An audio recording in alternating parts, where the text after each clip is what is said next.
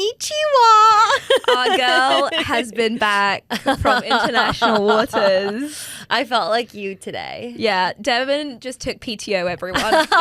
Yay! She went on vacay. She is back. Yeah. Would you like to tell us about your trip? Yeah, it was actually wild because I realized since I graduated in 2013, I have never taken vacation and not worked once. So this trip, like the first few days I was like checking emails just like maybe 30 minutes every day. And then for like a few days I just never checked anything. And then you kind of forget. And then you literally do forget about work. And then when you have to come back, you're like, fuck. So on the plane, I kind of like went through everything. Horrendous. But yeah, the PTO was lovely. I just landed. When I was on my flight, I was like, this is how Yasmin feels. Every week. She lands and then she just lives her life. Yeah. Yeah. I think if I was richer and I could afford business class, because I flew first class like not too long ago from Europe to Brazil, or Brazil to Europe, sorry. And it finally clicked for me. I was like, this is no effort at all. Yes. To get on a first class seat and travel for 10 hours. I had the best night's sleep of my life. Yes. In fact, better than when I'm at home. So it clicked for me that like, we need to get to that. Yeah. So I got upgraded coming back. Oh, lovely. And I think that's why, because like I'm on hour 36, haven't slept, but it was very comfortable. Yeah. And like I was like stretched out, like watching shows was luxurious. And then I was like, oh, like I feel like a totally different person right now. And oftentimes because I fly so much, I cannot afford to waste my time flying. But I fly a lot. So what I do is I take red eyes like every week. Yeah. And so I literally sleep like this. Yeah, your neck. Yeah, I think my whole body's fucked from flying and everything else. But it just clicked that I was like, if I had the money to be flying business, this would actually be totally fine. Yeah. Like I wouldn't notice flying. I already don't really notice flying. And I know you're it's so used to it. Yeah, and I know it's terrible for me, like the conditions in which I fly in. But yeah, we need to make the business class happen more often. It's premiere. Trip was great. Like 2 baby snafus. One was that Trevor got like severe food poisoning. Heard about that. We went to like an onsen in a mountain town, but it was a scam. So like the hotel wasn't real and there was only one operating room, which was the room we stayed in. So they basically like are pretending to be this hotel because like it's a physical hotel, but it's completely run down. And so on booking.com, it's just showing the one room. So the whole thing was fucking weird. Like we got massages in the room. My masseuse was like an 80-year-old Japanese man who massaged me in the bed. So he like gets in the bed with you, and I was wearing a nightie. Was Trevor in the room with you? Yeah, he was getting one too. From an 80-year-old woman or what? Like from like another old man. Wow. So they get in the bed with us because it was like the traditional beds on the floor. But I'm wearing a nightie because I thought like, oh, they'll bring like a thing in the room, and he just had one tiny hand towel, so he put me on my side and then like put the hand towel over my butt so like my whole ass is out, and then he was like karate chopping me, making a slapping sound. It's a good story for the plot. Yeah, so it was a lot for the plot. Like he was severely sick and I was like looking into getting us a helicopter to leave because like it so it was just like some little... Do they not have blade there? No, literally. I was like so betchy. But the thing overall is because he is so sweet. Like he was then like apologizing and like making it about me after. So then I was like, it's okay. But I was like reveling in the attention of him apologizing. Yeah, you're like, this is how manipulation works. But yeah, you know when I text you and you were like, that's why I could not eat fish when I went, or like raw fish. After I witnessed that, I did not touch raw fish for the rest of the trip. This is the thing. When I tell people I went to Japan and I didn't eat fish, they're like, what the fuck? You didn't eat sushi? And I'll tell you why. So fun fact for everyone that doesn't know, Brazil has the biggest Japanese community outside of Japan. Oh, I didn't know that. Yeah. So there was like a mass diaspora. I don't know what year it was, but it was when like there was just mass immigration from Japan to Brazil. They needed workers in Brazil to work on farms and stuff. So the country that has most Japanese people outside of Japan is Brazil. So Sao Paulo in specific has like the best fucking Japanese food I've ever eaten in my life. Yeah. To the point where I'm like, there's literally no point me eating Japanese food in the US, in the UK, in fucking Hawaii, just because I've had like excellent. And I was so scared that I was like, what if I eat sushi in Japan and it sucks because I've had it in Brazil and it's so good. So I was like, you know what? I don't eat ramen that often, like in Hawaii. Like, I love ramen, but I just don't eat it that often. So I was like, I'm just going to stick to a ramen diet once I'm in Japan. And I was so scared to eat sushi. One, in case it wasn't good. And then I'd be like, I'm in fucking Japan. What the fuck? And two, I have a sensitive tummy. And I was like, what if I get salmonella or like whatever the illness is? I saw how down bad he was, I was like, not today. And then we went to a fish market and he ate like 20 stands of fish. That's such a boy thing to do. Yeah, and I was like, boys will be boys. I like had the little tamago. I'm just like, I cannot diarrhea in this fish market. It's kind of like Italy. Like, I obviously do love food in Italy, but I also, and again, oh my God, people like will disagree with me.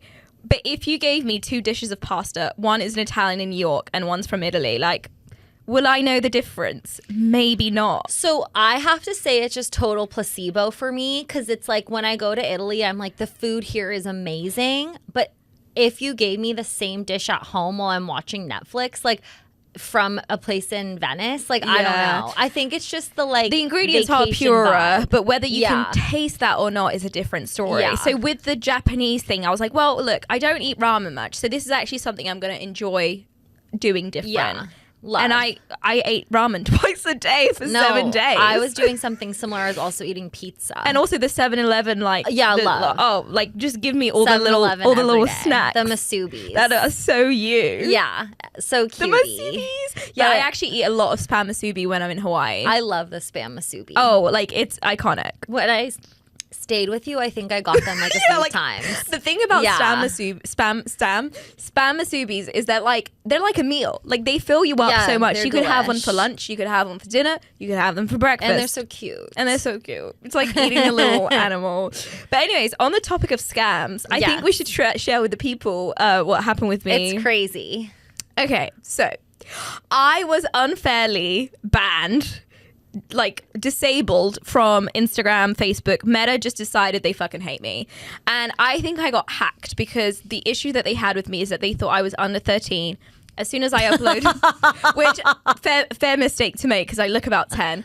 But when I uploaded my driving license, it then was like, it was like, oh, thanks for uploading your ID. We're going to send your results to this your email. And it was not my fucking email. And I was like, this is bad. I got hacked. And sure enough, the results email was, you are permanently disabled. So I was like, fuck my life. So proceeded to email every single person that has connections to Meta. And I knew it would be sorted out. Like I knew I just had to be patient. But my problem is I don't have patience. So like in my eyes, I was like, I have to sort this out ASAP, like now. So someone comes along on LinkedIn, because obviously I posted on LinkedIn being like, if anyone can help me, please help. Yeah. Someone commented being like, yeah, just email this guy. And I was like, this seems weird. Like it's just a random Gmail. But it said like, oh, this guy can sort you out. Like he helps with Meta issues. And I was like, great. And I had also seen on TikTok in the same hour that like because a lot of people are getting disabled. So someone on TikTok was like, oh, I just found this hacker who like got it back for me. And she was genuinely serious. So I was like, yeah, this guy might just be like one of those hackers. So I emailed the guy and instantly I was like, okay, this sounds like a scam, but like I'm desperate. So I'm just going to like go along with it. And when I tell you, we developed a relationship. Like for one day, like full day, we were like texting each other all day because he's like, I need this, I need that, I need $90, I need $120. And I knew it was a scam, but I was like, look, if it's a scam, I gave myself a limit. I was like, I'm only going to transfer this guy $300.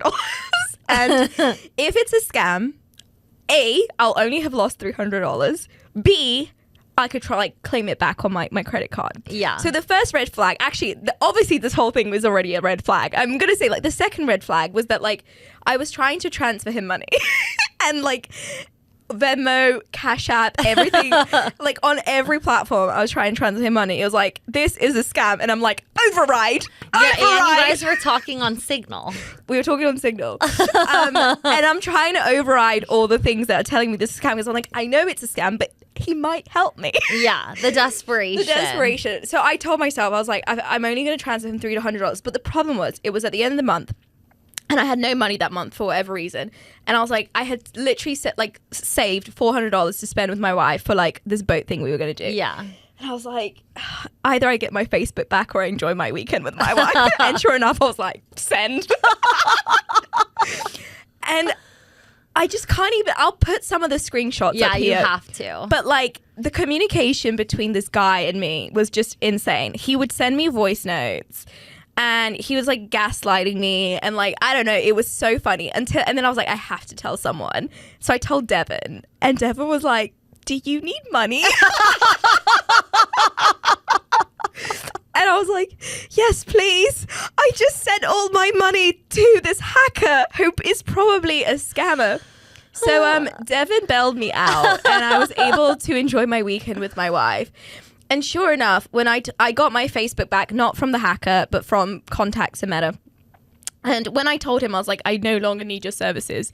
He was like, what do you mean? And he was so upset. He was like asking you, he's like, what did you eat for lunch today? Yeah, he would be like, he's like, stop yelling at me. Yeah. He's like, how was your sleep? And like, what are you doing? And I just had to keep reminding him, like, I don't know you and you don't know me. You have to share the screenshots. The screenshots I are was wild. laughing so hard. And I'm like, why did I even entertain this? Because I know it's a scam. I know I'm going to lose my money. I don't have money right now. Like, the whole thing. And Devin bailed me out. Though, because it's like we're all addicted to social and we actually need it for our jobs. Mm-hmm. So it's like, okay, in this time of need, it's like, what the fuck? I need this now. And like, I remember when you told me, I was like, I would be fucking stressed too, but give it a week. But like me saying that for the next week, I would be spiraling out. Yeah. And it was so funny when like I told him I was Brazilian and he was like, oh, I didn't know you were Brazilian. I'm like, yeah, why would you know? Like it really just felt like we developed something. And, I heart the hacker. And when I told him I got my Facebook back, he was just like, what do you mean? Like, no, like don't play with me. Like, I'm like, yeah, I don't need you anymore. And he was like, not okay. You'll hear from him again. Well, okay, so this is the issue. I've had to block him on everything because he would not leave me alone. Yeah. Like after I told him like this, we're done. Keep the money. Yeah. Like go we're shopping. Done, baby. He couldn't take no. So the woman that posted on LinkedIn, like to your post, like, I think it was him. Yeah, I was gonna say, I think it must be him. Of course it was him. Yes. It's so crazy. I'm like, you know when you have a job and they make you do those IT courses of like, don't get hacked, and you're like I know all of this. I know. I'm like, damn it, I should have paid attention to those courses. When I saw the text from the hacker, though, I could see why people kind of fall in love with these like virtual relationships, because he was like very caring. And then he was like, when you were like, I don't have any more money, he's like, when will you get more money? And I was like, I'm here for you. On the 30th. I was like, text me then. And then he goes, why don't you borrow some money from a friend? And I was like, I did, but it's so that I could eat today, not you. I've already given you money to eat today. You're eating, I'm not. The hacker's crazy. Oh, the hacker story is hacker, if you're watching. Oh, he probably is as well. He said his name was Chris Klein. Which obviously probably is not his name. Yeah. Chris Chris, we see you.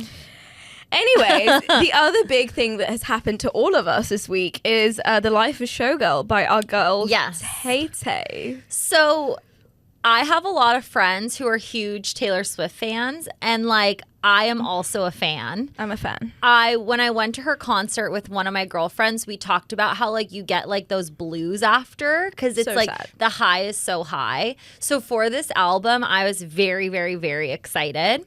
So it dropped and I listened to it one time and I didn't feel anything. I have so many thoughts. Yeah, then I texted a bunch of friends and I was like, what are you guys thinking? And they were like, I feel like I just maybe can't relate to these lyrics, but I need to give it a second listen. So I listened like 3 times. times and I'm just not vibing anything nor one song. And to me, I don't know if I'm just at a different place in my life to be resonating with her music. I think that is the point of music. Like, as in, like, you either connect with something and it's based on your life and not on theirs. But I have so many thoughts. Yeah, I think, like, fuck, I wish we could do an episode on Taylor Swift, but that would be, like, we cannot give her any more of our money. I know. Okay, so to give context, I was never a Taylor Swift fan growing up. I was never a Swiftie. I was very much like a later in life born again Swiftie. Everything changed for me and I became a fan when she wrote Folklore and Evermore. Yeah. And I think that's when I became a Swiftie because I was like, this is lyrical genius. Like, this is poetry. It literally is poetry. Yeah. And I found it so beautiful. And I also just like the like indie vibes of the songs. Like, it wasn't really like that over pop. I was like, this is beautiful. So then it fell into the fanhood like after Folklore 2020. That's my favorite album. Oh, 100%. And then I just like got in it and I was like, yeah, I love all the Taylor Swift lore. Like, I love the Reddits. I tried to go to the Eras tour, but I was actually sick the day I was supposed to go. But I was still like making like friendship bracelets. Yeah. So I love the world of Taylor Swift. So obviously, as like a born again Swiftie, all my friends were like, "Are you so excited for this album?" I was doing the countdowns. I watched her on the like New Heights podcast. Yeah. All the stuff. And then the album came out, and like you, I listened for the first time, and I was like, like something's not clicking. But my thoughts on that is, first of all, I think just like with the Tortured Poets department, where like now I'm enjoying the songs, I think it might just take time. Second of all, I think every single song on this new album sounds like something else. And like, I don't love that. And I'm not saying like it's stolen, but I'm just saying like, I don't love that when I'm listening to a song, it reminds me of like something else. Like, it, because I'm not focusing on the song. Third of all, one begs the question, if we love Folklore and Evermore so much, was it that because that she was with Joe Alwyn and like, did he write all those fucking songs? Like, because it was just so good. I know. And that was like the one thing that's my main thought, which I haven't wanted to vocalize because I never want to like hate on someone. We don't want to hate on a woman who's a bad bitch. And like, but that's not to say she didn't write the songs, but when you're... I got chills when you said it because it makes me sad and I hope it's not true. Well, he does have writing credits, but it's like, did he write more than we actually think he did? Like, did he actually... And actually, there is one interview where she says, oh, I walked in the kitchen and he had like the whole of Betty written out. So I'm like, okay, so he did write the fucking song. Yeah. And then my fourth point is, to your point of like not relating to the lyrics, a lot of her lyrics, like especially on Wood, where she's talking about Travis's manhood and his his redwood tree, it kind of makes me feel like I felt when I had my first long-term boyfriend, my ex, and I was 20 years old, and it was the first like real boyfriend I had where like I like have these crazy nights with him fucking all night, and then in the morning we'd go to like the college breakfast bar and I'd be like in his hoodie and like, no, totally. I wanted everyone to know what we had been up to, and like I wanted to spell it out but I couldn't, so I'd do all these things to be like, I'm fucking him. That's just how it makes me feel. But she's 36. Yes. So I actually Googled her age because I always forget how old she is and that she's older than me. Right. And it, to me, was giving very like juvenile, like it reminds me of how I felt like when I was in college. Yeah. But like, again, it's like I don't want to hate on someone's experiences, but I just think for me, like I can't relate. And that's the thing about relating. It's like maybe because she was in such like a global platform where she couldn't maybe live out these love stories so overtly and so like cheekily and like fun. Maybe it is that it's genuine, but it's just happening to her later in life because she had to be so secretive in the past. Personally, I am more drawn to like the love poetry of like being in pain and being heartbroken, which is so sad because I'm like, girl, you're so happy, and yet I can't connect. I think the visuals are really stunning and sexy. Oh, the visuals are great. And so because the visuals to me were giving like spicy, I think I was like looking for the music to hit a little. I was waiting for like Rent, like the life of a showgirl. Like I was waiting for like Sabrina Carpenter's new album I've been listening to a lot. Yeah. And I just am resonating more with that album because I think it's very thoughtful and cheeky and the lyrics are like hilarious to me and they give me a giggle. But I think it just says something about where I'm at in my life, you know? Yeah. But like regardless, let's keep listening multiple times. I think in 2 years we might be like, oh my God, the redwood tree. Ha ha ha ha. Yes, agreed. Right now I'm still in like literally torture poets land and like folklore land where I'm like, I just love the poetry and the word plays and the like double entendres and like just the things that aren't so on the nose. What about like the Charlie lore? Like about how she's like calling her out. Okay, so many thoughts. Again, I know, because I didn't even know they were fighting. Yes, so basically they're not fighting. I think it's just that obviously Charlie's married to George Daniel, who's on the 1975. Taylor used to date Maddie Healy, who's in the 1975, so they used to hang out a lot. And I think that then Charlie, when she released Brat, she wrote a song, Sympathy is a Knife, which is not even a diss track. It's literally her saying like, I feel so insecure next to this woman who makes me feel so small because she is everything that I'm not. Like if you look at the lyrics, there is nothing that is like disrespectful or like dissy. It's just like her being vulnerable and her being like, oh my God, I feel so small. And then Taylor releases the song being like, you do coke and you talk about like, it felt again very juvenile because I'm just like, I think like the whole vibe of like you do blow it's just kind of like I'm like, I know who I'd rather spend a night with, to be honest. Like, and it's not. And again, I love Taylor Swift. Yeah. Like none of what we're saying I want to come across as like a diss to Taylor Swift because I love her. And I'm so happy she's happy. I mean, like seeing her and Travis and all their little like flirty banter, I love, and I'm genuinely so happy she found her Prince Charming. But I think she's like autistic. Maybe that's it. Like don't you get like autism vibes? Like I think she the vibe I get from her is that she just like never grew up. And so there's like a really like innocent, like childlike wonder of like being like very girly in an older woman's body. Because she never really like got to do that. Yeah. Yeah, or autism. Like honestly. Yeah. I don't know what it is. She does give like Mean Girls vibes, but then a lot of Mean Girls isn't Mean Girls because they are like mean. It's just because they don't know how to like actually like relate to like someone's journey and story. And like, I don't know. I think she's a clean girl aesthetic, which you and I could never relate to. Oh, we'll never be that girl. So I would never know what it would be like to be clean Taylor girl Swift. And then like view somebody that's not like that. I do like her appeal to queerness because like, for example, even on this new album, there is a song called Ruin the Friendship, which they have found out is about like a girl that she was friends with that died. A girl that went to her high school and like the girl was queer, had a girlfriend, and she's like, I wish I had just kissed you anyway, like ruined the friendship. And I love her like teetering the lines of the bubble of like the LGBTQ plus. And I'm sure she's had like queer experiences maybe with like Carly Kloss and stuff. But at the same time, and here's where I think it gets like deep and kind of like there isn't a right or a wrong, but it's like I love that about her and that's why all the lesbians love her. But then why isn't she so like overt about it? Because then it would be like you're not afraid to be like all of yourself. Yeah. Or maybe it's fucking fake news and actually like she's never done anything with a girl and we're all just like yeah.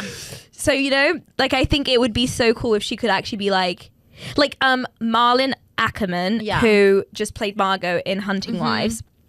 So she's obviously done all this press from the back of like the success of Hunting Wives, and now that they're going into season 2, she's been doing like podcasts and stuff. Yeah. And on these podcasts, she's very open about the fact that like she thinks sexuality is very fluid. She's had experiences, and she's in a marriage where like her husband lets her explore all sides of herself. And it's she's very much being like, look, like I get to do whatever the fuck I want, and which is why Margot works so well for me because like I know at 47 years old what it's like to be in that place. The dichotomy of it. And when she talks, you can clearly see this is a woman that like has done those things and has had those experiences.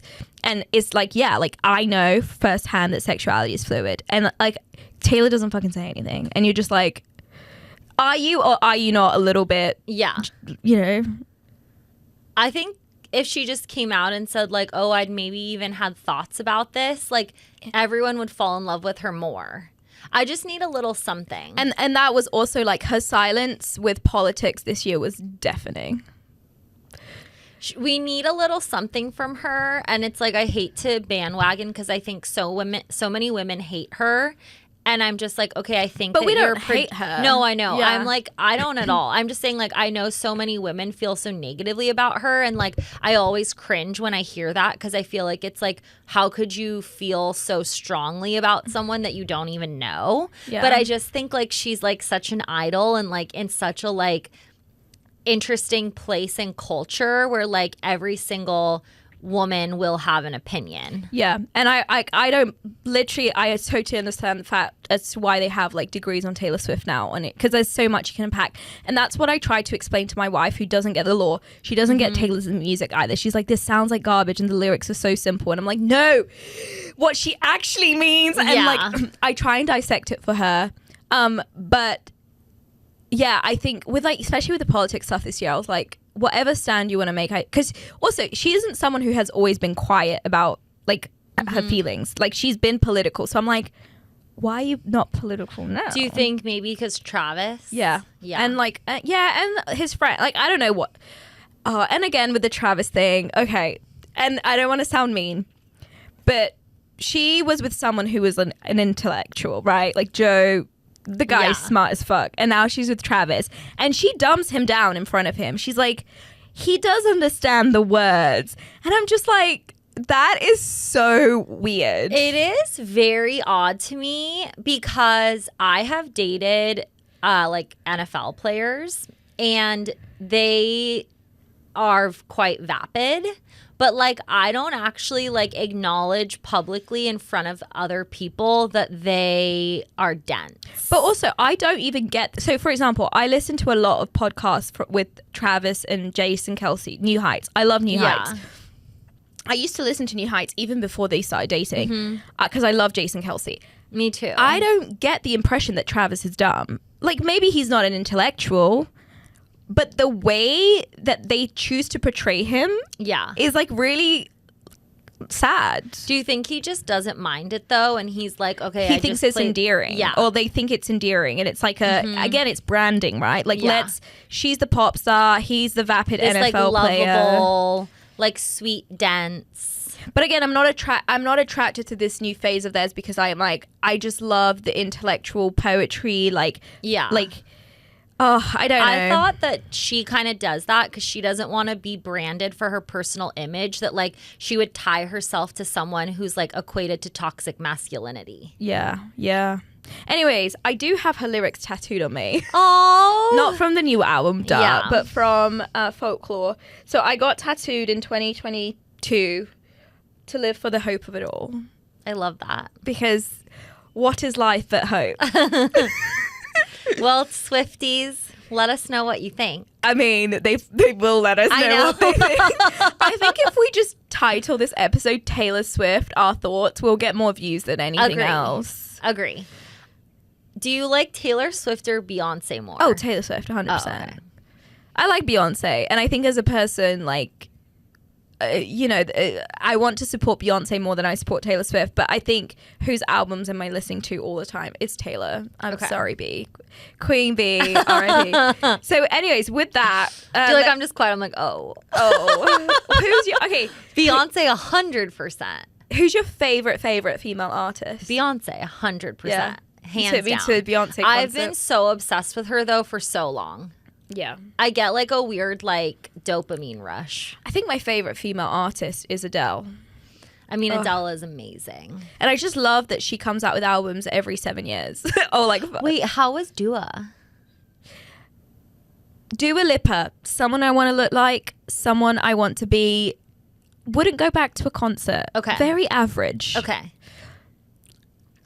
Like, just came out of there being like, that was fun.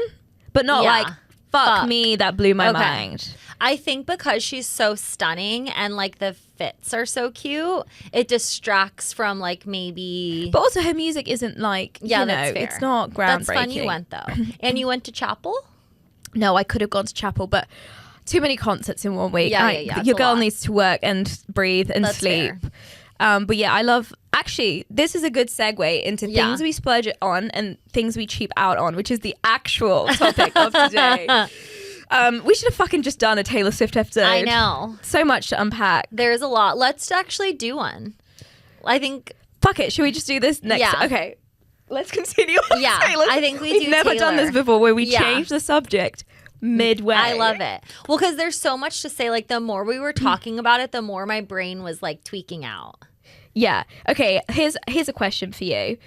Do you think that, so her going into this, like, maybe the reason she didn't speak on politics was because of her new family, of her new life, and do you think that genuinely that this is like a branding play of like, because trad wives and like conservatism is becoming trendy and popular, that actually she can't be so vocal anymore about what's not like trending anymore?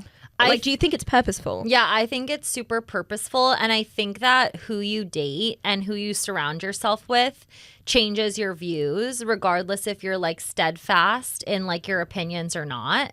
The reason I say that is I have a lot of girlfriends who are dating very conservative men and have either married them or are like engaged. And I've slowly seen how their like inner dialogue shifts just because of like who they're surrounded with. Like, their core beliefs are still the same, but like they become more fluid with like understanding sides. And so I think with her, if she is so excited to be in love and to have this relationship, I think that he is probably Republican and has like a Republican family. And so I would only imagine you wouldn't want to like put a stake in the ground. Yeah. Do you disagree? And here's where I think it's so sad, and I hate to say this, I don't even think that him and Jason have ever really thought about politics much. Like, I don't think him and Jason Kelce have ever stood for like anything. Like, I don't think, like, have they even voted? Like, I don't fucking know. Yeah. Maybe they're friends, like the players in their teams are Republicans and conservatives. But for example, like Kylie Kelce, Jason's wife, she's a fucking liberal. Like, she is a girl's girl, feminism all the way, all of that. Like, there is no way she would have dated and married like a hardcore Republicano, like conservative man. So I think they're probably quite ambivalent. But don't you think that like she would look a blind eye because she's like getting so the in bag? Love. Yeah, and also she's so in love. Like, when you're in love, like my ex-boyfriend was super, super, super conservative, and with the and here's the thing, it's like I never really saw that side of him, and now I'm like, how did I not see that side of him? Yeah, and I thought it was really cool that he was dating me, because I'm like, well, that actually just shows your true values, that like, you know, you are open-minded and there is a bit of liberalism in you. Yeah. But now, since everything's happening in this country with politics, like, he's come out and said some things that I'm like, that I don't agree with. And then I'm like, I don't agree with it to such an extent that I am so confused as to how I even dated you, because these views are like so far from your core, my core.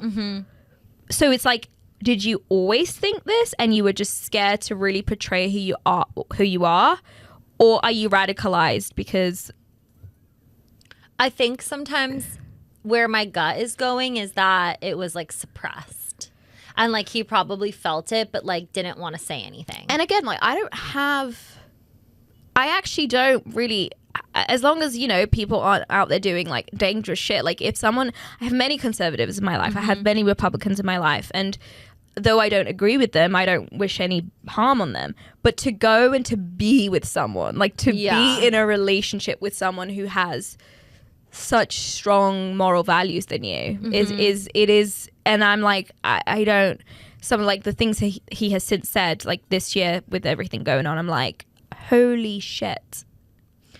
I guess I just think of like the NFL as super, super, super, super white and super conservative. So I just think like the fanfare of tying yourself to like an Americana legacy sport that's known to like... The only thing that Travis could do right now that would make me think, fuck, you are so cool and I really respect you, is for him to change his name to Swift. Oh my Travis God. Swift. That and he would be insane. Running on that pitch that with would Swift be as his insane. name. I could see them doing it, but it would be The like clicks. stunty. For the clicks. Yeah. But come on, it would be so cool. Especially with like everything, the discourse right now surrounding feminism, and the jersey with Swift would be crazy. It would be amazing. And what a message to send to men that like masculinity, you can still retain your masculinity and like still give women the power of like, yeah, I'll take their fucking name. Because this is like the thing with masculinity right now. It's like, I think men are just so mistaken as to like what it is. And they like, I've had this chat with my friends of like, what if Travis like took her name? And they're just like, oh, he'd never do that. I'm like, well, why not? Like, that's not taking any masculinity like away from him. Yeah. You know? I saw this TikTok. Well, I read this book recently. It's called Moody Bitches. And it's about like just women's hormones and how it affects like every aspect of your life.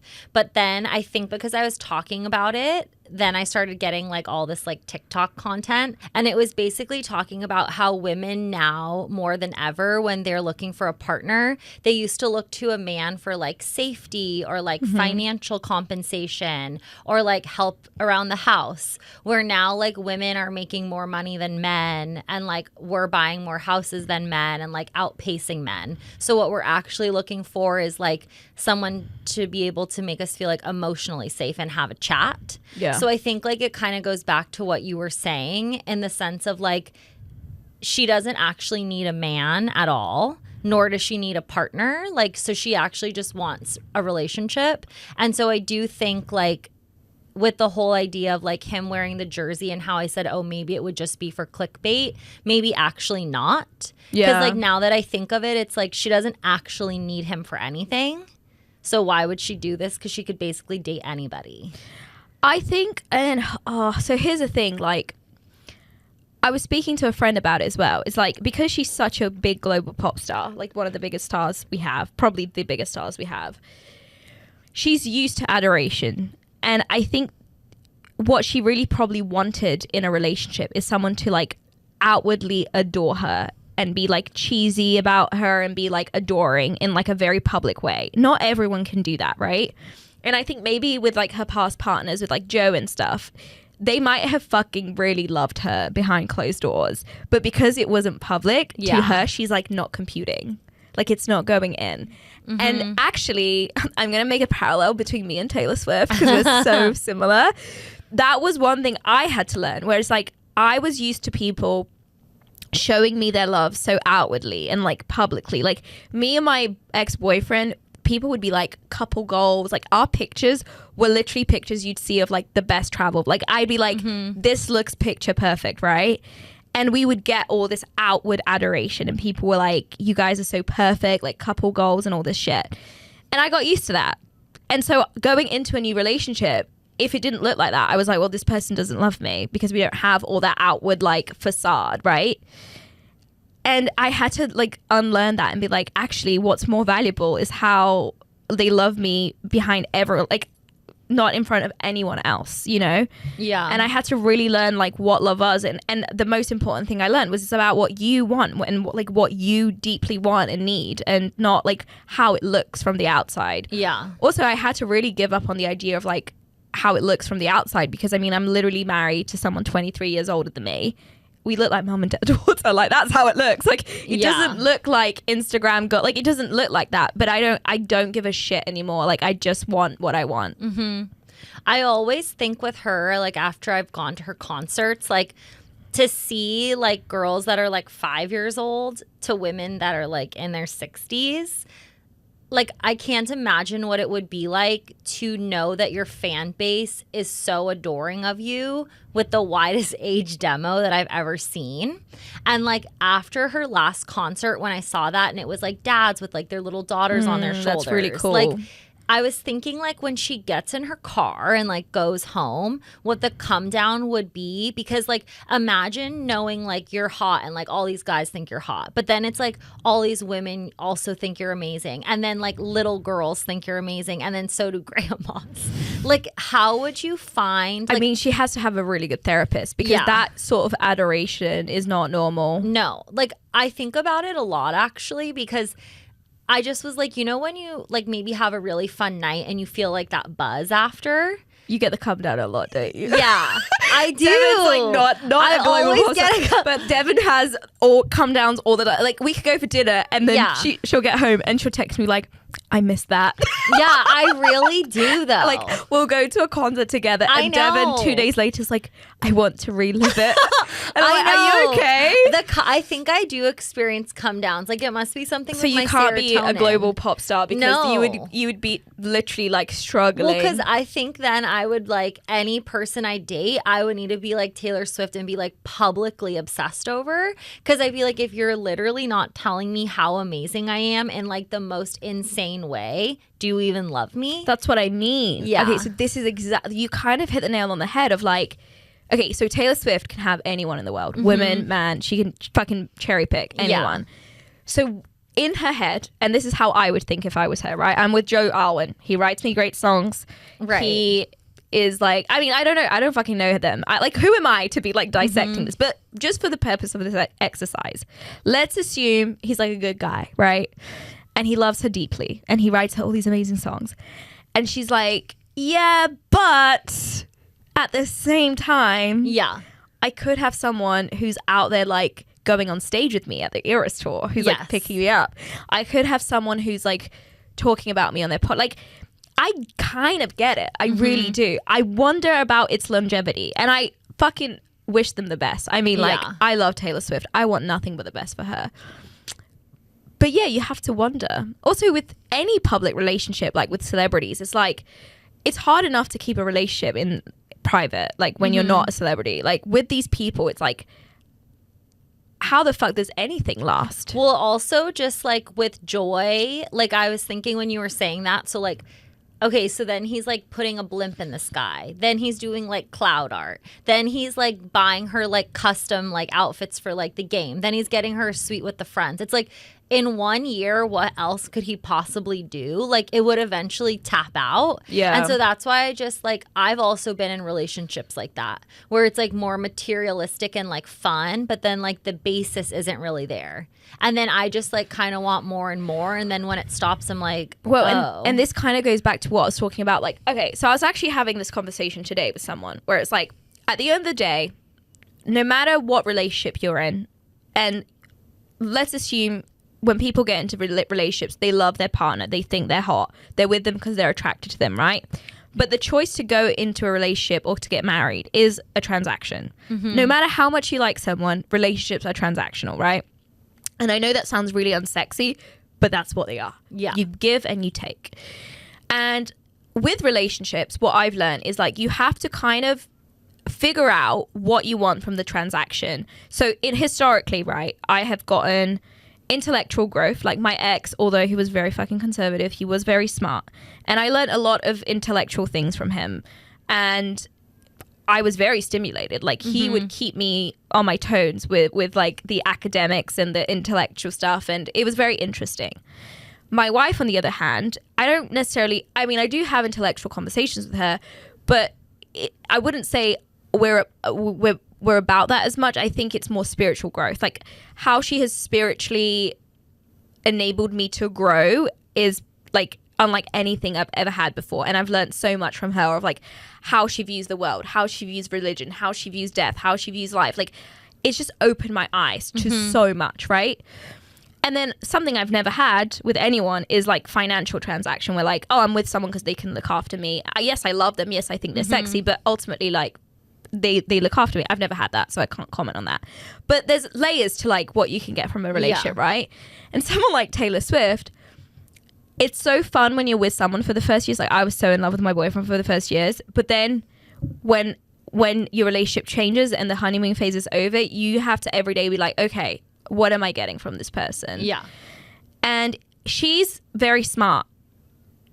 And if he is like this dum-dum that she makes him out to be, which he might not even be. Yeah. It's like how, I don't know.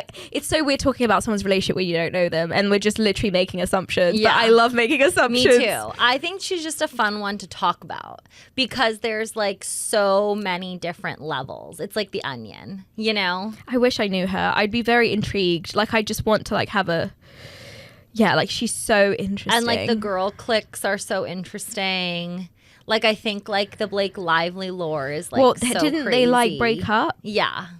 Are they like no longer friends? I think because it's like the PR scandal. Because then did you see they were going to like do a depo of like Taylor Swift and like her phone and stuff? Oh my God. Which is insane. Imagine a depo. No. We have a warrant for your text. Like I would be like, and oh it's my her God. just sending like nudes to Travis and saying that she likes his wood. Literally. Oh dear God. I know. Anyways, I can't believe we just changed the trajectory of our podcast. I think this is timely. This is very timely. This is very important news. I need to listen to the album more and like actually find songs that I think like. it will grow me. I love Fate of Ophelia. Vibes. I don't love anything yet. But Keep I like 100 your dance. on the sea. The sky, pledge allegiance to your tune. Wait, that's good. You know the words already. Oh, I know the words and the dance. Okay, so to finish off on a good note, we love Taylor Swift. We're not I don't want this to be seen as like they Negative. just bitched about Taylor Swift for half an hour. Like this is not what we're trying. I just like there's just so much intrigue. I think it's just unpacking like the lore. Look at us giving her more press than she needs. Like a whole episode. And watch me at the concert like doing every fucking dance, just like eating with the my friendship words right bracelets. now. Well, she might not do another tour for a long time now. I know.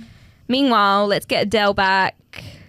I want to go to Sabrina Carpenter tour. Yeah, she's a bit of meh to me. I know. I don't really know anyone that likes her as much as I do. Does she write her songs? I don't know anything really about her, just that I think the lyrics are hilarious. I just really like songwriters. Like I love when an artist like is the a passion songwriter behind it. Yeah, and like because I feel like that's especially now with AI and stuff. Oh, when that's the other thing. Like Taylor's album, the new one, just sounds like it was ChatGPT. Like what rhymes with witty, kitty, like.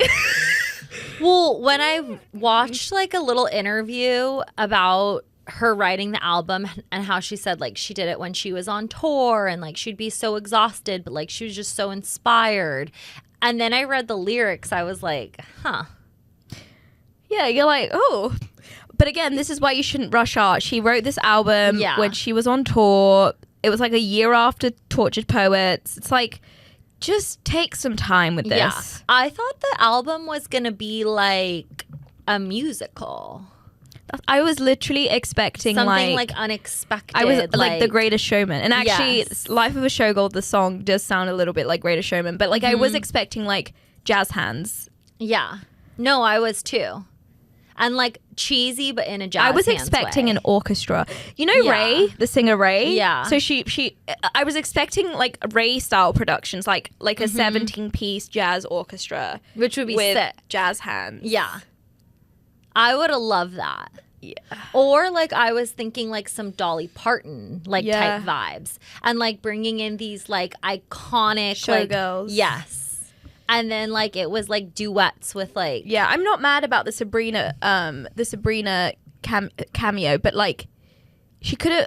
I'm just like a song with Miley, the biggest of showgirls, Yes. and Miley throws a lot of shade to Taylor. I know. I love Miley. I love Miley. I love Miley. I think she Jesus. would be my second favorite. I love like seeing the journey of Miley Cyrus. She always Talk gets about hotter. eras. She always gets more badass to me. And here's I think with the difference, like when I think of Miley and I think of her eras, I think those are like personal eras, like a journey, like a real metamorphosis of someone. Yeah, like the capsules. Yes. Yeah. Like you're thinking about her as a person. When I think about Taylor's eras, I think about like the boys she's dated because of like how much they impacted her vibe and her album and I think about her brand. I don't think about her personally. But is that a problem? Maybe not. Like maybe she wants it to be that way. Like she wants us to think about her like she wants us to think about her art, not her. I don't know. Admittedly, like, and this is embarrassing to admit, but like I feel like my whole life is defined by eras of who I dated. And I feel like who I dated at the time was like the era of who I was. And then with each person, there is like a different like plot. Yeah. I don't know if everyone feels like that. A little bit, yes, because I've had a lot of relationships. But I also feel that about like places I've lived because I always, in my head, when I think of my life, I think of like, okay, when I lived in Brazil, when I lived in the UK, when I lived in Australia, my American era. Like, Yeah. it's all. But then I do think about the partners. I don't know. Maybe mine is more about where I lived. I think mine is like solely who I've dated and then like who I chameleoned myself to be like based off of those times. Imagine the people that think about their eras like where I worked. No. KPMG and then Deloitte. I'm like, what dick was I riding? Okay, well, that's a good way for Yeah. us to end. Tell us how you think about the eras of you. Oh, I And love that. I love you, Taylor Swift. You're never going to listen to this or see this, but like, I just want you to know that we're not shitting on you. We love you. We We're love your proud of music. you. You're not the best singer in the world, but I do like your songwriting. Her dance moves are getting a lot her better. dancing's getting very good. She's getting very good. Yeah. Also, her body she looks great. She looks fucking healthy. amazing. She looks unreal. Her cardio is insane. Yeah, you look beautiful. Yeah. Okay. I can't believe we just did an episode on Bye, Taylor. Taylor. Remember Bye, Taylor. when you made an earthquake happen?